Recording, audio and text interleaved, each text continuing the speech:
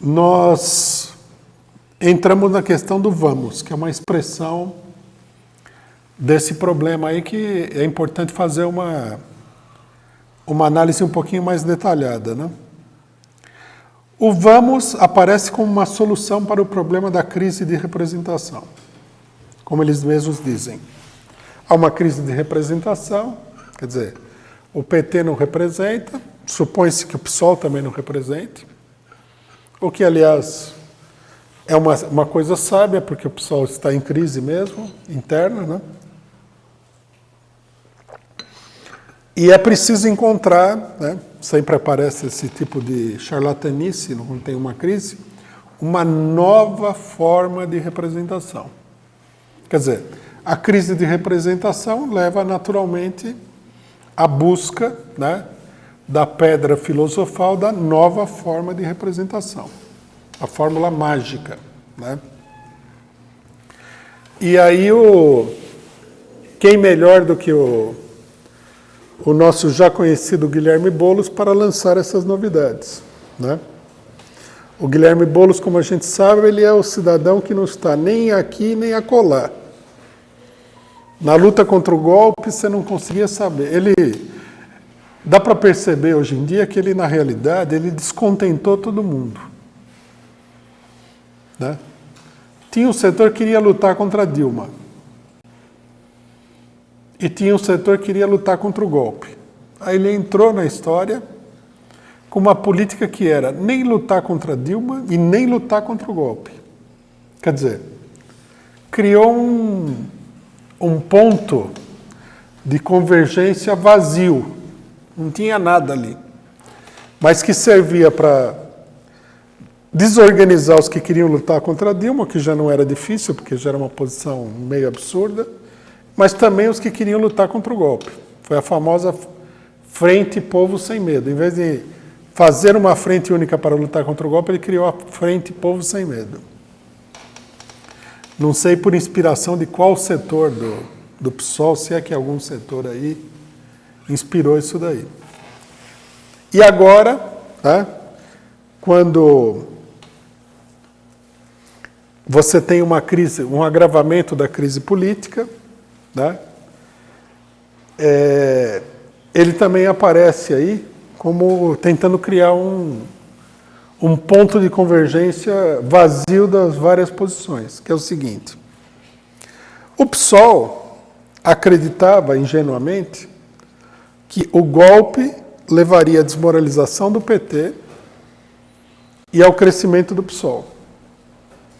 Mas aí aconteceu que o golpe levou a uma resistência contra o golpe que se espelha em grande medida no PT, principalmente na figura do Lula. O que era mais ou menos óbvio que iria acontecer, né? Os dirigentes do PSOL, eles trabalham com esses esquemas. Eles viram que no país X a esquerda aprontou tanta loucura lá que desmoronou e surgiu, por exemplo, o Syriza. Mas eles não sabem de onde surgiu o Syriza, por que surgiu, qual que é a possibilidade, qual que é a realidade disso daí. Eles simplesmente olharam e falaram assim: está aí a fórmula mágica para o Brasil. Nós precisamos de um Syriza brasileiro, aí construir o PSOL. Só que o Syriza brasileiro não deu o resultado que deu o Syriza grego, porque nem tudo que acontece na Grécia vai acontecer no Brasil, uma coisa mais ou menos óbvia, né? Não dá para transplantar a realidade política de um país para um outro país, completamente diferente. Finalmente, o PT não é o Partido Socialista Grego, nem o PSOL é o Syriza, e nem a direita é a direita, e a situação dos gregos não é igual à do Brasil e tudo mais. Então, a política do PSOL fracassou. Fracassada a política do PSOL, é por isso que era a alternativa, né, para a esquerda, para uma nova esquerda, para uma nova política de esquerda, aí aparece a necessidade da alternativa da alternativa. É preciso de uma alternativa que seja alternativa à alternativa anteriormente criada, que fracassou. Aí o Boulos viu outro caso de sucesso, supostamente, né? Eu aconselharia que ele olhasse melhor para esse caso de sucesso, porque não é bem assim, que é o caso do Podemos na Espanha. Aí ele viajou para a Espanha, viu lá as novas formas de representação do Podemos e trouxe para o Brasil. O que é a forma de representação do Podemos? É um esquema que eu diria hiperdemagógico, ultrademagógico. Quer dizer, vai além da demagogia normal. Você reúne um monte de gente, pequenos burgueses aí, que querem se eleger e ser deputados, né? Que tem tudo na cabeça deles, como é que deveria ser feito o negócio. Aí eles lançam uma campanha onde eles dizem o seguinte: nós não pensamos nada, nós somos um cidadão como outro qualquer.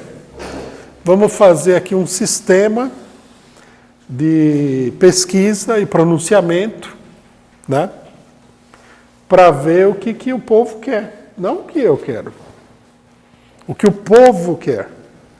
Que povo que é esse? Ninguém sabe. No Brasil, por exemplo, você teria que definir, são os coxinhas ou é o povo mortadela? Porque não tem um povo só. Será que os coxinhas, eles querem a mesma coisa que o mortadela? Não. Então já é um esquema já meio complicado, né? Então, nós temos que definir o que o povo quer.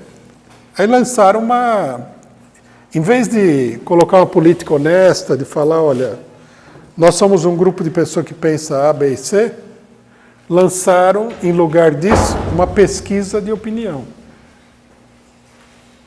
Iludindo aquele pessoal que vai participar da pesquisa de opinião, de que aquilo que for falado, eles vão fazer um caldeirão das bruxas ali, somar, multiplicar, dividir, tirar a raiz quadrada e vai sair uma posição que representa a posição que o povo quer. Pior do que isso daí, só esses esquemas de pirâmide para dar o golpe na praça. É um golpe político na praça. É um verdadeiro esquema de pirâmide político, se a gente pensar bem. O cidadão entra naquilo lá, vai indo, quando você vê, dá um resultado que ninguém esperava. Podemos, por exemplo, na Espanha, no último congresso deles, que é uma farsa também, o tal congresso, o partido quase se rachou. Podemos estar dividido em duas alas, né? Uma ala do Podemos, inclusive para a gente ver o resultado maravilhoso disso, que é a ala do conjunto dos parlamentares do Podemos, eles querem evoluir para uma aliança com o Partido Socialista Espanhol, o PSOE, Partido Socialista Operário Espanhol, que é um dos partidos de esquerda, entre aspas, mais direitistas do mundo. Todo mundo sabe que esse partido, já na época do franquismo, foi totalmente infiltrado pela CIA, que o líder histórico do partido é um agente dos norte-americanos, né? Tem até livros sobre isso daí, e que esse partido aí é um dos principais articuladores da contra-revolução na Venezuela. Então a ala dos parlamentares quer fazer uma aliança com esse partido aí para poder formar um governo. Porque é assim, o cidadão ele é super democrático, ele quer ouvir o povo, mas a hora que ele entra no Congresso, muda tudo. Ele está preocupado a partir de agora com a reeleição dele. E o chefe do partido, aquele cidadão de rabinho de cavalo, até esqueço o nome dele, ele é contra essa perspectiva, porque a base dele, que é a maior parte da base do Podemos, é esse pessoal que acreditou no conto de que tudo ia ser feito por uma espécie de estatística da opinião popular. Então, quer dizer, é um fracasso total, igual o Syriza. Todos esses partidos de esquerda inovadores, eles fracassaram na Europa. E não é de hoje que eles fracassaram. Esse fracasso vem de muito tempo. Quanto menos o partido diz que tem programa, quanto mais ele diz que ele é democrático, quanto mais ele fala que ele vai ouvir as bases e tal, mais ditatorial, menos ele ouve as bases e mais ele se integra com a direita. O caso mais famoso é o caso do Partido Verde Alemão, que é o precursor de todos esses partidos.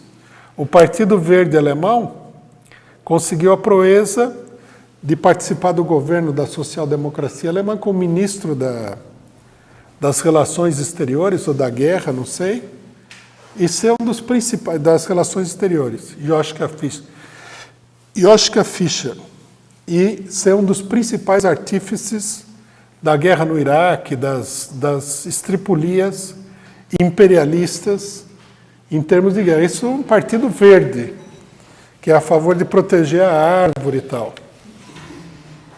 Então, quer dizer, esse poder, esse vamos, isso daqui é um engodo.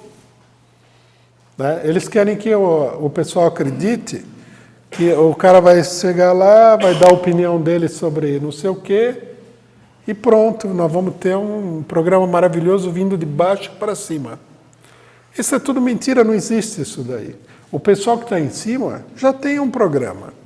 Ninguém pode acreditar que tem um cidadão lá que vai ficar sentado na cadeira sem nenhuma ideia na cabeça, só esperando para você dizer para ele o que ele tem que fazer. Ele pegar a somatória das opiniões em volta para executar. Isso é uma coisa que ninguém em sã consciência pode acreditar nisso daí. Aí eles colocaram, né? Já colocaram um negócio que já é meio que um programa, que é para o pessoal discutir. Então é assim, democratização da comunicação, democratização do Estado, democratização disso, democratização daquilo, democratização daquele outro. Quer dizer, o programa o que é? É a democratização. Como é que nós vamos chegar lá? Ninguém sabe. Como é que nós vamos derrubar os antidemocráticos que dominam o país? Ninguém vai explicar nunca. No final das contas vai ser assim, vote em mim, que eu vou democratizar tudo, o que é, evidentemente, um completo golpe político.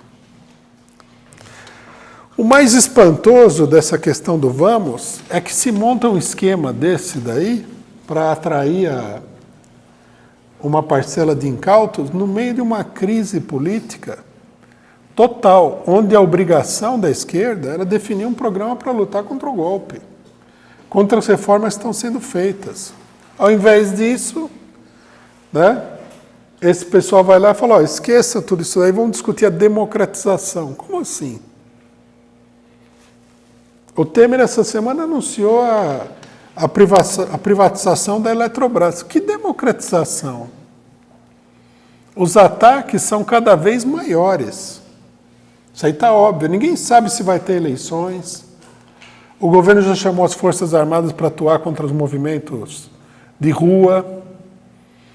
A direita está levantando a cabeça cada vez mais agressivamente no país inteiro. Isso daqui parece um parque de diversões políticos. É como se a pessoa estivesse fora do mundo, estivesse em outro país, né?